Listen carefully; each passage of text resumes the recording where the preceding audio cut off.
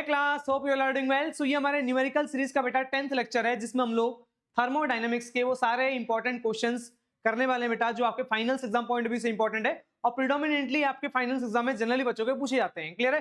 तो बिना time waste किए आई थिंक स्टार्ट करेंगे और सबसे पहला हम बात करेंगे बेटा question number 1। 1 mole of ideal gas undergoes a cyclic change ABCD. ठीक है, 1 मोल ऑफ आइडियल गैस है, वो साइक्लिक चेंज में जा रहा है, मतलब ए पॉइंट से स्टार्ट हुआ और फिर वापस साइक्लिक, समझते हो ना बेटा, उसी पॉइंट पे फिर वापस खत्म होगा। तो एबीसीडी ये प्रेशर और वॉल्यूम का हमें डायग्राम गिवन है। ठीक, कोऑर्डिनेट्स हमें गिवन है ये 5 1 5 3। ठीक, तो ए का जो कोऑर्डिनेट हो क्या है बेटा 5 1। ठीक, 5 1 है। सो ए का जो कोऑर्डिनेट हो क्या है बेटा 5 1। बी का कोऑर्डिनेट क्या है बेटा फटाफट देखो 5 3। सी का कोऑर्डिनेट क्या है 2 3 और डी का कोऑर्डिनेट क्या है बेटा हमारे पास 2 1। क्लियर है? तो ये कोऑर्डिनेट्स है बेटा एबीसीडी के, ये इस तरह से साइक्लिक प्रोसेस में वो अपने स्टेट चेंज कर रहा है।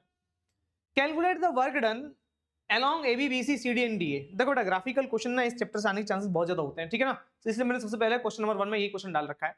तो आपसे बोला गया है क्या कि जब साइक्लिक चेंज हो रहा है तो आपको पहले तो आपको ए से लेके बी तक जब चेंज हो रहा है ना, तो उस केस में आपने क्या करना है, वर्क डन कितना हो रहा है। ठीक है, तो पहली बात तो है कि work done on the system होगा या work done by the system होगा। तो आपने ये चीज पढ़ा हुआ है बेटा कि सो वॉल्यूम जब इंक्रीज होता है ना, तो वहां पर बेटा हम लोग बोलेंगे work done by the system होता है। क्या होता है बेटा? Work done by the system. ठीक है, work done by the system.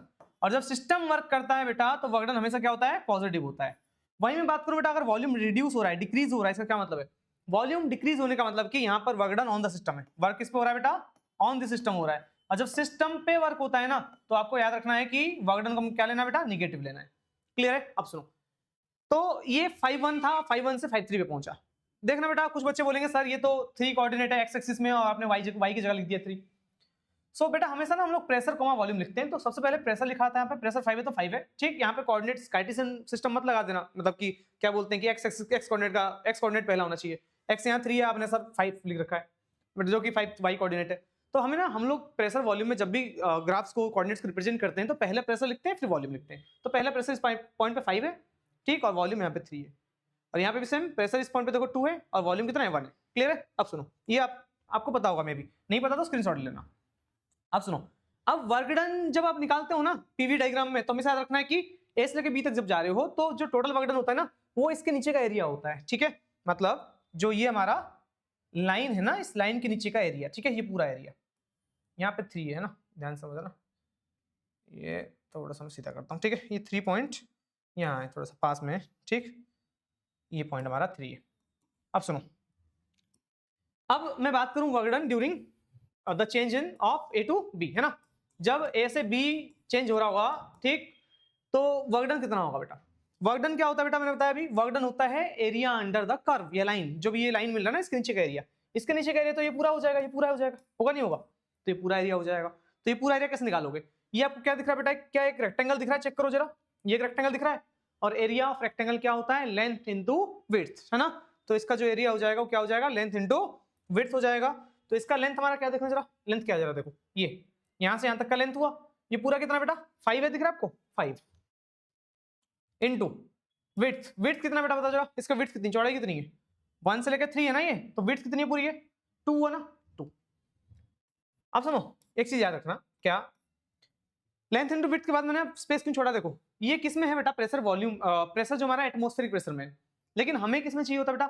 हमें एटीएम में नहीं चाहिए, हमें किस में चाहिए? हमें पास्कल में चाहिए प्रेशर। ठीक है, तो पास्कल में कैसे लाओगे? तो 1 एटीएम में इतना पास्कल होता है, आपको पता है, मल्टीप्लाई कर दो, मतलब कि 1.01 इंटू 10⁵। क्लियर है? ये तो प्रेशर हो गया। वॉल्यूम, वॉल्यूम भी लीटर में है, लीटर में मीटर क्यूब, लीटर को मीटर क्यूब में कन्वर्ट करना पड़ेगा, और 1 लीटर में कितना मीटर क्यूब होता है बेटा? 10⁻³ होता है, तो इसलिए 10⁻³ क्लियर है? अब बस आपको इसको सॉल्व करना है, ठीक, जो भी होगा डेट मच ऑफ जूल आपका आंसर आ जाएगा। और यहाँ पे आप देखो वर्क डन हमने पॉजिटिव लिया है, क्यों? क्योंकि यहाँ पर वॉल्यूम बढ़ रहा है। चेक करो, वॉल्यूम पहले कितना था? 1 था, फिर वॉल्यूम कितना? 3 हुआ, तो मतलब कि वॉल्यूम इंक्रीज हो रहा है, इसका मतलब क्या बेटा? वर्क डन सिस्टम कर रहा है ना, work done by the system, इसलिए वर्क डन पॉजिटिव होगा। ग्रेट, अब आगे बढ़ो। बी से लेके सी साइक्लिक, बी से लेके सी स्टेट के दौरान क्या हो रहा है बेटा? तो यहाँ पे वर्क डन 0 होगा, पता है क्यों? वर्क डन का हमने फॉर्मूला पढ़ रखा है बेटा, PDV, pressure into change in volume. अब सुनना ध्यान से, बी से लेके सी तक में वॉल्यूम पहले भी 3 था, बाद में भी 3 है, वॉल्यूम में कोई भी चेंज नहीं है। यहाँ डीवी क्या होता है? Change in volume. तो फाइनल वॉल्यूम भी 3, इनिशियल वॉल्यूम भी 3, 3 - 3 कितना होगा? 0। 0 को प्रेशर से मल्टीप्लाई भी करोगे तो क्या आंसर आएगा? 0 आएगा ना। तो वर्कडन 0 हो जाएगा। क्लियर है? तो इस केस में बी से लेकर सी तक में कोई वर्कडन नहीं हो रहा है, 0 वर्कडन हो रहा है।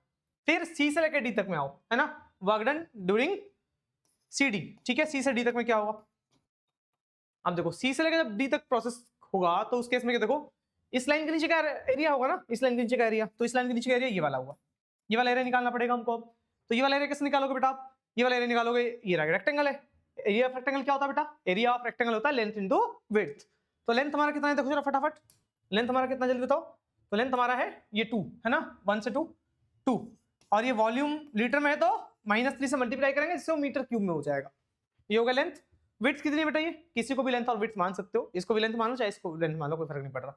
कितना है बेटा? ये डिस्टेंस कितना है? 2 है, दिख रहा है आपको? तो विड्थ हमारा 2 है, 2, और ये भी किसमें है बेटा? ये एटीएम में है, तो इसको पास्कल में करने के लिए 1.01 × 10⁵ ठीक 5। कोई डाउट तो नहीं है? सॉल्व कर दोगे डेट मच ऑफ जूल। और यहाँ पे इस निगेटिव साइन को लगाना मत भूलना। रीजन क्या है बेटा? रीजन ये है कि यहाँ पर वर्क डन किस पे हो रहा है? ऑन द सिस्टम हो रहा है, सिस्टम पे हो रहा है। रीजन क्या है? सिस्टम का वॉल्यूम घट रहा है। देखो ना, पहले 3 था वॉल्यूम, अब बाद में कितना है वॉल्यूम बेटा? 1 है। तो वॉल्यूम जब डिक्रीज हो रहा है इसका क्या मतलब है कि सिस्टम पे वर्क हो रहा है, इसलिए volume negative, work done negative होगा।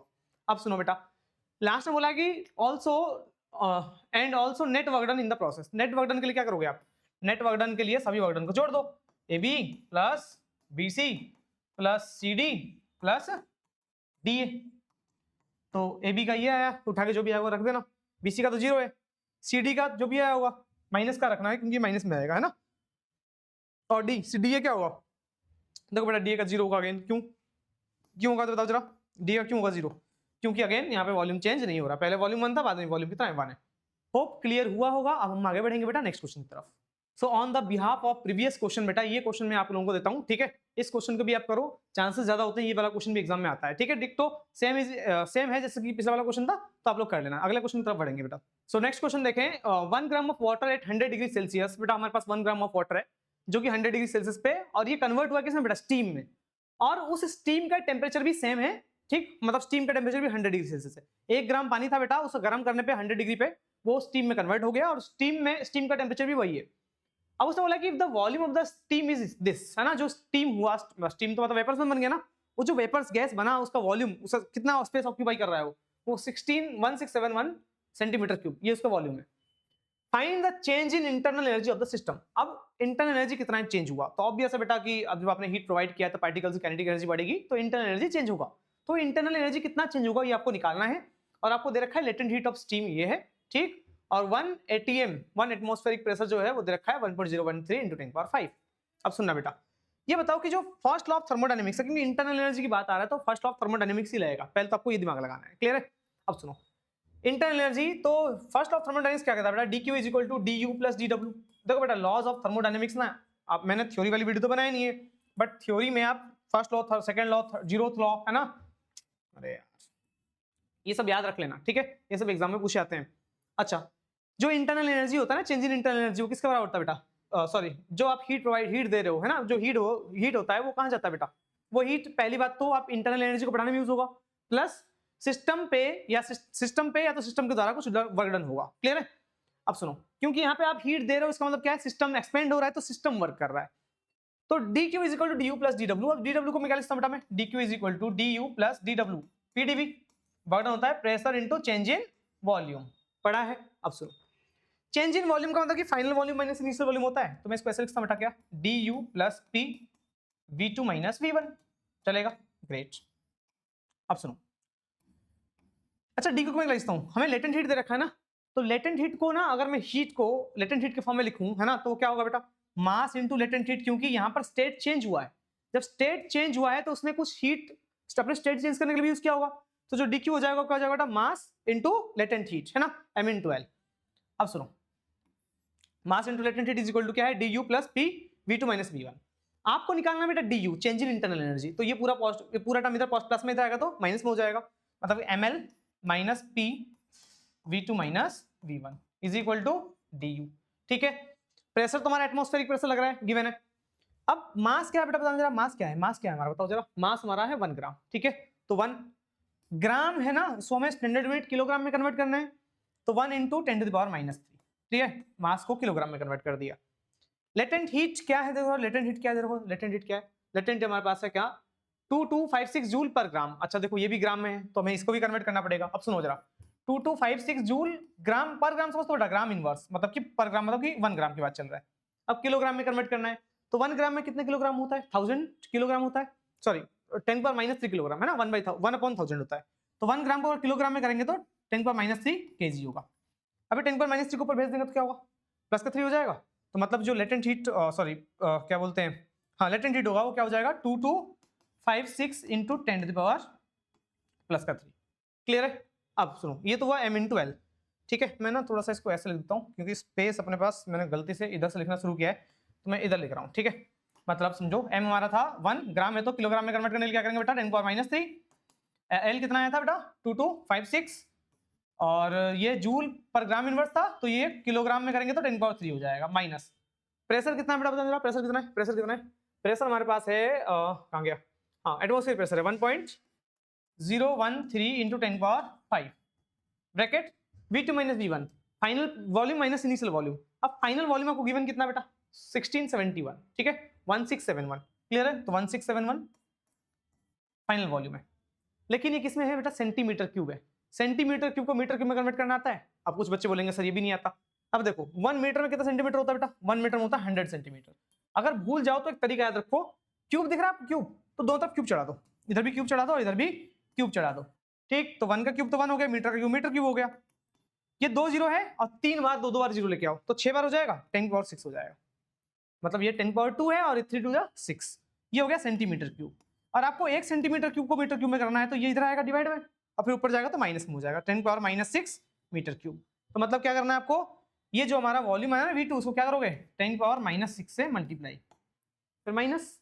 अब सुनो ये हुआ final volume minus initial volume. Initial volume कितना है बेटा, इनिशियल वॉल्यूम कितना है देखो बेटा डेंसिटी का फॉर्मूला पता है, डेंसिटी इज इक्वल टू क्या होता है मास अपॉन वॉल्यूम होता है बेटा। तो वॉल्यूम कितना हो जाएगा मास बाई डेंसिटी होगा, ऑब्वियस है। वॉल्यूम निकालेंगे तो मास बाई डेंसिटी, डेंसिटी को इधर ले आओ वॉल्यूम को उधर भेज दो। अब मास कितना है बेटा बता दो, मास कितना है, मास हमारे पास 1 है।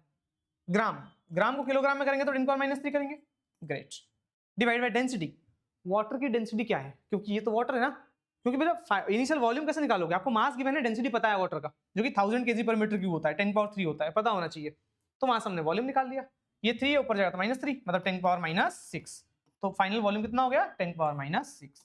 अब बस आपको इसको सॉल्व करना है, ठीक, इज इक्वल टू du, आपको du मिल जाएगा है ना, इज इक्वल टू du है ना, ठीक, कोई डाउट तो नहीं है, ग्रेट। सो ये था हमारा बेटा इस क्वेश्चन का सॉल्यूशन, इसको आपको सॉल्व करना है, ठीक, सॉल्व कर लोगे तो आपको आंसर मिल जाएगा आपको, ग्रेट। आगे बढ़ेंगे नेक्स्ट क्वेश्चन की तरफ। सो नेक्स्ट क्वेश्चन देखते हैं बेटा हम लोग अब 5 moles of oxygen are heated at constant volume from 10 degree Celsius to 20 degree Celsius. आपके पास नंबर ऑफ मोल्स जो है वो 5 मोल्स ऑफ ऑक्सीजन है, क्लियर है, 5 मोल्स ऑफ ऑक्सीजन है, इसको आपने हीट किया है कांस्टेंट वॉल्यूम पे। कांस्टेंट वॉल्यूम पे हीट किया है तो इनिशियल टेंपरेचर बेटा वो कितना है बेटा 10 डिग्री सेल्सियस है और फाइनल टेंपरेचर कितना पहुंचा है इसका हीट करने के बाद, तो टेंपरेचर बढ़ के 20 डिग्री सेल्सियस हो गया। What will be the change in the internal energy of the gas? वापिस से आपको क्या निकालना है, same first law of thermodynamics से बेटा क्वेश्चन आता ही आता है एग्जाम में, ध्यान समझना, ठीक है। तो सेकंड वाला क्वेश्चन भी मैंने करवाया फर्स्ट लॉ से, ये वाला क्वेश्चन भी फर्स्ट लॉ से। तो चेंज इन इंटरनल एनर्जी, ठीक है, आपने फर्स्ट लॉ ऑफ थर्मोडायनामिक्स पढ़ा है, dq इक्वल टू क्या होता है बेटा du प्लस dw पढ़ा है। अब सुनो आपको चेंज इन इंटरनल एनर्जी निकालना है, dw को इधर भेज दो तो du कितना हो जाएगा dq माइनस dw होगा, ग्रेट। अब आपको पहले तो dq चाहिए, ठीक, और dw चाहिए, तभी आप चेंज इन इंटरनल एनर्जी निकाल पाओगे। तो dq कैसे निकालोगे, अब आपको गिवन क्या है कि gram molecular specific heat of oxygen eight constant pressure, cp आपको गिवन है बेटा, cp कितना गिवन है, cp गिवन है आपको 8 कैलोरी, ठीक, मोल इनवर्स, ठीक है, सेल्सियस इनवर्स, और आपको r गिवन है गैस कांस्टेंट कितना है 8.36 जूल मोल इनवर्स, ठीक है, सेल्सियस इनवर्स। कोई डाउट तो नहीं है, ग्रेट। आगे बढ़ेंगे अब। अच्छा देखो बेटा ध्यान समझना, ये कैलोरी में गिवन है और ये किस में गिवन है बेटा जूल में गिवन है।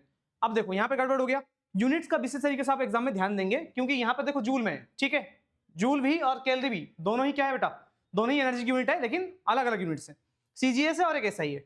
तो एक तो बेटा आप ये देखो कि सब जनरली किसमें है, जनरली सब या तो आप क्या करो ये कैलोरी में इसको जूल में कन्वर्ट कर दो, या तो ये जूल में इसको कैलोरी में कन्वर्ट कर दो, वो आपकी मर्जी है। अब सुनो बेटा मैं इसी को ना क्या करता हूँ, इसी को मैं कैलोरी में कन्वर्ट कर देता हूँ, कैसे, R is equal to calorie में कैसे कन्वर्ट हो जूल करने के लिए, तो 8.36 डिवाइड बाय क्या बेटा, डिवाइड बाय कितना होता है बेटा जो 3 पॉइंट या 4.18, ठीक है। 4.18 से आप 4.2 अप्रोक्सीमेटली होता है बेटा, आपको बताओ तो, ठीक है। 4.18 एग्जैक्ट होता है, 1 जूल में इतने कैलोरीज होते हैं ना। तो this much of calorie mole inverse, ठीक, सेल्सियस इनवर्स। अब क्या होगा बेटा, ये कैंसिल आउट हुआ 2 टाइम्स, तो जो आर आएगा वो कितना आएगा, 2 आएगा। आर आ गया 2। अब आपको सीपी भी गिवन है बेटा, और आपने पढ़ा है बेटा कि जो हमारा मेयर्स रिलेशन है बेटा, वो भी एग्जाम पॉइंट ऑफ व्यू से इंपॉर्टेंट है, मैंने डेरिवेशन वाले वीडियो में करवाया था। तो सीपी माइनस सीवी क्या था बेटा, आर के बराबर था, है ना। तो मैं यहां से शुरू करता हूं, CP minus CV is equal to R. अब देखो बेटा, सीपी, क्योंकि आपको सीवी चाहिए बेटा अभी, ठीक है। और सीपी क्या है बेटा, सीपी क्या है बेटा, सीपी क्या है, सीपी है 8। सीपी को तो आर को इधर ले आओ, माइनस आर, आर इधर आएगा तो क्या हो जाएगा बेटा, 2 है, इधर आएगा तो माइनस का 2 इज इक्वल टू सीवी कितना आ गया बेटा, 8 में 2 गया तो 6 आ गया सीवी, सीवी आ गया, क्लियर। अब सुनो बेटा, अब आपको हीट निकालना हो तो आपने पढ़ रखा है बेटा, जो हीट हम प्रोवाइड करेंगे वो हीट क्या होता है बेसिकली बेटा, dq इज इक्वल टू या q is equal to mc del t या nc del t constant volume पे, है ना। dq is equal to mc del t बोल लो, अगर मास नहीं है नंबर ऑफ मोल्स के टर्म में लिखोगे तो nc del t होगा। लेक्चर में पढ़ाया था आपको क्लास में बेटा। अब सुनो, करना क्या है, यहाँ पर आपने यहाँ से dq निकाल दिया, कैसे निकाला आपने बताओ जरा।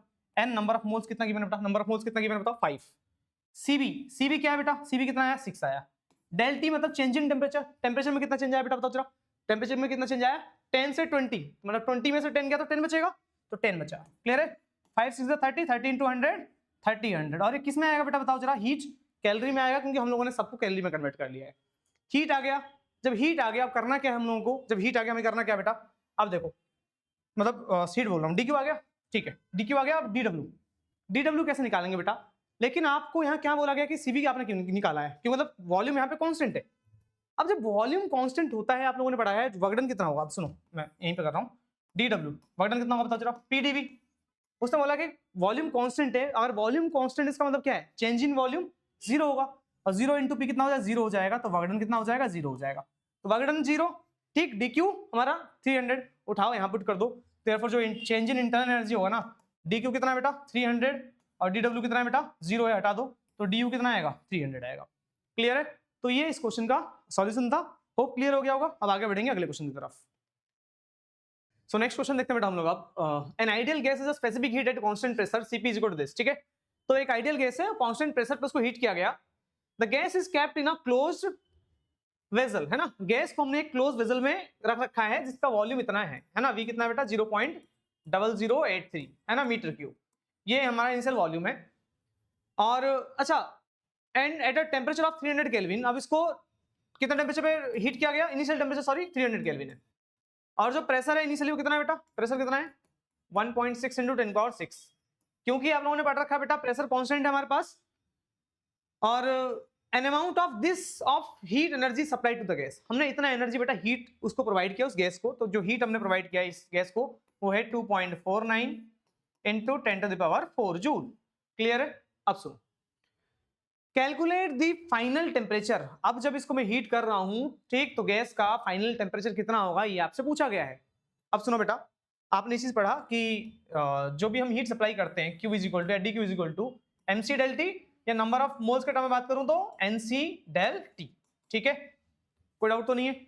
अब यहाँ प्रेशर तो कांस्टेंट है और साथ साथ में वॉल्यूम भी कांस्टेंट है, क्योंकि उसने बोला है क्लोज कंटेनर में, क्लोज वेसल में रखा गया है जिसका वॉल्यूम दे रखा हमको, तो मतलब यहाँ पे वॉल्यूम भी कांस्टेंट है, तो यहाँ जो स्पेसिफिक हीट होगा ना, स्पेसिफिक हीट कैपेसिटी वो सीवी होगा, तो NC V del T, clear. अब सुनो, डेल टी का मतलब क्या होता है, चेंज इन टेम्परेचर। अब देखो इस सीवी को इधर भेज देता हूँ, Q by N C V is equal to क्या बेटा, डेल टी का मतलब T2 minus T1, final temperature minus initial temperature, T1 इधर माइनस है बेटा, इधर आएगा तो प्लस में हो जाएगा, ग्रेट। तो Q by N C V plus T1 is equal to T2। तो मुझे अगर फाइनल टेम्परेचर निकालना है तो मुझे क्या चाहिए बेटा, Q चाहिए, हीट, जो कि मुझे गिवन है, चेक करो, हीट सप्लाई मैंने इतना किया था, Q गिवन है, फिर N C V plus T1, तो नंबर ऑफ मोल्स मेरे को नहीं पता, CV नहीं पता, T1 भी नहीं पता, तो अब करेंगे क्या बेटा, करने के लिए हम एक काम करते हैं कि पहले मुझे करना क्या, पहले क्यों तो पता है, नंबर ऑफ मोल्स निकाल लेता जाओ। नंबर ऑफ मोल्स कैसे निकालोगे ध्यान समझना, तो स्टेप बाय स्टेप आपको इधर से करना है, मैंने वहां से एंड से इसलिए लिखना शुरू किया कि ताकि आप समझ पाओ कि हम करने के वाला है बेसिकली। तो क्यों है, एन निकालना है, तो आपने बेटा आइडियल गैस इक्वेशन पढ़ा है, PV is equal to NRT पढ़ा है, no doubt. Pressure volume NRT, number of moles निकालना है तो आरटी को डिवाइड भेज दो, एन हो जाएगा PV बाई RT होगा। अब सुनना, तो जो नंबर ऑफ मोल्स क्या होगा, P प्रेशर कितना बेटा, देखो जरा P कितना है, P कितना बताओ, 1.6 इंटू 10⁻⁶ इंटू V वॉल्यूम कितना बेटा 0.0083 डिवाइड बाई, ठीक है। R कितना है बेटा आप, सो 8, R की वैल्यू 8.3 हो गया, इंटू टेम्परेचर कितना बेटा, टेम्परेचर है हमारे पास 300, क्लियर है केल्विन, कोई डाउट तो नहीं है। अब सुनो यहाँ से ना बेटा पॉइंट आओ, पॉइंट आके कितना डिजिट है 1 2 3 4, तो यहाँ पे 4 जीरो बढ़ाता हूँ, और यहाँ से पॉइंट आओ है ना, तो यहाँ पे 10 लगा दूं, 1 जीरो बढ़ेगा, पॉइंट के बाद 1 डिजिट है, जिनके बेसिक्स वीक है वो समझो। अब तो बेटा 83 से 83 कैंसिल आउट हुआ। अब देखो बेटा ये 1 2 1 जीरो से तो 1 जीरो काट दो, अब देखो जरा 1 2 3 4 5 जीरो है, अभी 5 जीरो है, ऊपर गया तो माइनस हो जाएगा, तो ये 1.6 इंटू 10 पावर कितना हो जाएगा बेटा, 10 पावर कितना हो जाएगा, ध्यान समझो 1 बचेगा भाई, ये 5 जीरो है, ऊपर गया तो माइनस का होगा ना, ऊपर 6 जीरो नीचे 5 जीरो है, तो 5 से 5 कट जाएगा, एक ही बचेगा जीरो, 10 पावर 1 अपॉन में 3 बचा, पॉइंट हटाकर नीचे वापस से क्या लगा दो 10 जीरो, जीरो से जीरो कट गया, क्या आया बेटा 16/3, तो जो नंबर ऑफ मोल्स आया गैस का वो कितना आया 16/3, तो दिस मच ऑफ मोल्स हमारा गैस आ गया। अब सुनो जब Q आ चुका है, ठीक Q मेरे पास दे रखा है, नंबर ऑफ मोल्स आ गया, अब CP भी तो चाहिए, T1 तो आपको गिवन है 300, बस आप CV निकालोगे तो आपका काम हो जाएगा, CV को यहाँ पुट करना है। अब CV कैसे निकालोगे सुनो, CV निकालना तो आपने पता बेटा CP माइनस CV कितना होता है बेटा, R होता है, नो डाउट, ग्रेट। अब सुनो आपको ना CP गिवन है, CP गिवन है, चेक करो CP का है, CP है 5/2R गिवन है, रखो यहाँ पे, तो CV को उधर भेज दो, R को उधर भेज दो, CP हमारा क्या है बेटा, CP हमारे पास है 5/2R माइनस, इस R को इधर ले आओगे तो माइनस का हो जाएगा R, और CB उधर गया तो प्लस का हो जाएगा, जो कि आपको निकालना है, तो एलसीएम लेंगे तो ये हो जाएगा 3R/2 उधर जाएगा, 5 में 2 गया तो 3R/2 हो जाएगा CB, तो CB आ चुका है। अच्छा R की वैल्यू पता है ना कितनी है 8.3, ठीक है, ऊपर रखा हम लोगों ने, वैल्यू पुट करना, मल्टीप्लाई डिवाइड करना, CB आ जाएगा, और जब CB आ जाएगा तो उठा के यहाँ पुट कर देना, टोटल हमारा Q है, N है, CB है और T1 है, पुट करना, फाइनल टेम्परेचर आ जाएगा। क्लियर है, आगे बढ़ेंगे नेक्स्ट क्वेश्चन की तरफ। सो नेक्स्ट क्वेश्चन देखते हैं बेटा, if at 50 degree Celsius and 75 centimetre of mercury pressure a definite mass of gas is compressed first in slowly and second gas in suddenly, तो बेटा आपके पास कुछ डेफिनेट अमाउंट में गैस है, आपने क्या कर रखा है, पहले तो आपने इसको स्लोली क्या करा, कंप्रेस करा फर्स्ट केस में, और सेकंड केस में सडनली कंप्रेस कराया। तो आपसे पूछा गया है क्या, जब आप स्लोली कंप्रेस करोगे और आप सडनली कंप्रेस करोगे तो उस केस में फाइनल प्रेशर और फाइनल टेम्परेचर क्या होगा, क्लियर। तो फर्स्ट केस की बात करूं, अच्छा आपको और भी चीज गिवन है क्या, फाइनल वॉल्यूम जो है ना 1/4 तक इसके इनिशियल वॉल्यूम के, मतलब फाइनल वॉल्यूम जो है ना, फाइनल वॉल्यूम से V2 है, वो 1/4 तक इसके बेटा इनिशियल वॉल्यूम के, 4 को उधर भेज दो, V2 को उधर भेज दो, 4 कितना हो जाएगा V1/V2 हो जाएगा, V1/V2 है ना, इस V2 को नीचे भेज दो, 4 को उधर भेज दो, तो V1 और V2 का रेशियो में 4:1 गिवन है, क्लियर। अब सुनो, तो फर्स्ट केस हम लेते हैं बेटा जब स्लोली गैस को कंप्रेस करेंगे, तो जब स्लोली कंप्रेस होगा, तो स्लोली कंप्रेस में आपने क्या पढ़ रखा है बेटा, स्लोली जब आप आइडियल गैस को कंप्रेस करते हो तो वो प्रोसेस होता है बेटा हमारा क्या, आइसोथर्मल प्रोसेस, और आइसोथर्मल प्रोसेस वो प्रोसेस होता है जिसमें टेम्परेचर में कोई चेंज नहीं आता है, ठीक, और प्रेशर और वॉल्यूम का रेशियो कांस्टेंट रहता है, मतलब कि P1 V1 किसके बराबर होगा, P2 V2 के। तो आपको फाइनल प्रेशर निकालना है, P1 इनिशियल प्रेशर कितना बेटा 75 सेंटीमीटर ऑफ Hg है, तो सेंटीमीटर ऑफ Hg में रखो, फाइनल प्रेशर भी सेंटीमीटर ऑफ Hg में ही आएगा। V1 इनिशियल वॉल्यूम कितना बेटा, इनिशियल वॉल्यूम, अच्छा इनिशियल वॉल्यूम, हमें वॉल्यूम का रेशियो गिवन है, V2 को इधर ले आओ, ये हो जाएगा V1/V2 इज इक्वल टू क्या हो जाएगा P2, V1 और V2 का रेशियो कितना बेटा, V1 और V2 का रेशियो 4 है, 75 into 4, clear, is equal to कितना हो जाएगा P2, तो ये हो जाएगा 300, ठीक है, इज इक्वल टू P2, तो 300 सेंटीमीटर ऑफ Hg जो हुआ वो आ गया हमारा फाइनल प्रेशर। अब फाइनल टेम्परेचर क्या होगा बेटा, फाइनल टेम्परेचर वही होगा जो इनिशियल टेम्परेचर है, क्योंकि ये प्रोसेस कौन सा बेटा, आइसोथर्मल प्रोसेस, और आइसोथर्मल प्रोसेस में कभी भी टेम्परेचर में कोई चेंज नहीं होता, मतलब जो आपका फाइनल प्रेशर होगा वही आपका फाइनल टेम्परेचर होगा वही आपका इनिशियल टेम्परेचर होगा, जो कि हमारा क्या है बेटा 50 डिग्री सेल्सियस, ठीक है, तो टेम्परेचर में कोई बदलाव नहीं है। अब सेकंड केस है बेटा, सेकंड केस हमारा है सडनली कंप्रेस करते हो, तो जब आप सडनली कंप्रेस करते हो तो उस केस में बेटा क्या होता है, उस केस में आप ये देखते हो कि टेम्परेचर चेंज होता है और प्रोसेस होता है एडियाबेटिक प्रोसेस। तो सेकंड केस जो है बेटा, सेकंड केस जो कि है हमारा when gas is compressed suddenly, है ना, जब गैस को सडनली कंप्रेस करते हो ना, आप क्या ऑब्जर्व करोगे, सडनली कंप्रेस करते हो तो वो होता है हमारा बेटा क्या, एडियाबेटिक प्रोसेस, है ना, प्रोसेस क्या बेटा, एडियाबेटिक प्रोसेस। और एडियाबेटिक प्रोसेस में हम लोगों ने समझा कि जो P1 V1 की पावर गामा होता है ना बेटा, वो क्या होता है P2 V2 की पावर गामा होता है, पढ़ रखा है आप लोगों ने, नहीं पढ़ा है तो भी समझ लो। अब सुनो, इनिशियल प्रेशर क्या है बेटा बताओ जरा, अब मुझे फाइनल प्रेशर निकालना है, इस V1 की गामा को उधर ले आओ, V2 की और गामा को, P1 इसको लिखता हूं बेटा V1 बाई V2 होल की पावर गामा, क्योंकि यहाँ पे भी गामा है, यहाँ पे भी गामा है। अब ये मल्टीप्लाई में जाकर डिवाइड में हो जाएगा ना, तो V1 के नीचे V2 आएगा और दोनों की पावर सेम है तो होल की पावर मैंने गामा चढ़ा दिया, is equal to P2। Initial pressure कितना है बताओ जरा बेटा, इनिशियल प्रेशर कितना है 75 centimetre of Hg। V1 by V2 का रेशियो कितना है बेटा 4 है, 4 की पावर गामा, गामा कितना है बेटा 1.5 इज इक्वल टू P2। बस आपको सॉल्व करना है, ठीक है। पॉइंट आकर नीचे क्या लगाओगे 10 लगाओगे, 3/2 आएगा। भाई कुछ बच्चों को तो ये भी सॉल्व करना नहीं आता, मैं सिखाना पड़ेगा। 75 इंटू ये देखो 4 की पावर 1.5 है ना, मैं समझा देता हूँ फिर बाद में बोलो ये बताया नहीं। 5 3 15 5 2 10 क्लियर है, 4 की पावर 3/2 है। अब 4 को लिखता हूँ क्या बेटा 2 का स्क्वायर इंटू 3/2, 2 से 2 कट गया कितना आएगा 2 पावर क्यू, 2 का क्यू मतलब 8 बचेगा, तो 75 को 8 से मल्टीप्लाई कर देना, फाइनल प्रेशर आपको मिल जाएगा। क्लियर है, कोई डाउट नहीं होना चाहिए। अब हम आगे बढ़ सकते हैं बेटा। अब देखो फाइनल प्रेशर तो आ गया, फाइनल टेम्परेचर, क्योंकि प्रोसेस अभी एडियाबेटिक है तो टेम्परेचर चेंज होगा। और आपने एक रिलेशन पढ़ा हुआ है बेटा, क्या T1 V1 की पावर गामा -1 जो होता है वो T2 V2 की पावर गामा -2 होता है। किस केस में, जब एडियाबेटिक प्रोसेस हो, ठीक है, ध्यान रखेंगे। तो अब आपको सेम केस करना है बेटा, T2 निकालना है, इसको इधर ले आओ, तो T1 V1 upon V2 whole की power gamma -1 is equal to T2 होगा। ये मल्टीप्लाई में है, इधर डिवाइड में आएगा बेटा, और दोनों की पावर सेम है। सॉरी 2 गलती से है, एक सेकेंड, गामा -1 है ना, ठीक है, कोई डाउट। सो जब ये डिवाइड में आएगा ना तो होल की पावर में जाएगा ना, ये गामा -1 और यहाँ गामा -1, दोनों की पावर गामा -1 है। अब सुनो T1 कितना गिवन है बेटा, T1 कितना गिवन है बताओ जरा। T1 हमारे पास है 50। V1 बाई V2 कितना है बेटा 4 की पावर गामा -1, गामा कितना है 1.5 में से 1 गया तो कितना बचेगा 0.5, 0.5 is equal to T2। Solve करना आपको T2 मिल जाएगा। क्लियर है, आगे बढ़ेंगे अब नेक्स्ट क्वेश्चन की तरफ। सो नेक्स्ट क्वेश्चन देखें बेटा हम लोग अब, the volume versus temperature for a certain amount of a perfect gas at two pressures P1 P2। एक भाई सर्टेन अमाउंट आपका आइडियल गैस है और आपने दो प्रेशर्स पे, ठीक, दोनों वॉल्यूम और क्या बोलते हैं टेम्परेचर का ग्राफ आपको गिवन है, दोनों प्रेशर पे अलग अलग, P1 एक प्रेशर हमारा, P2 एक प्रेशर है।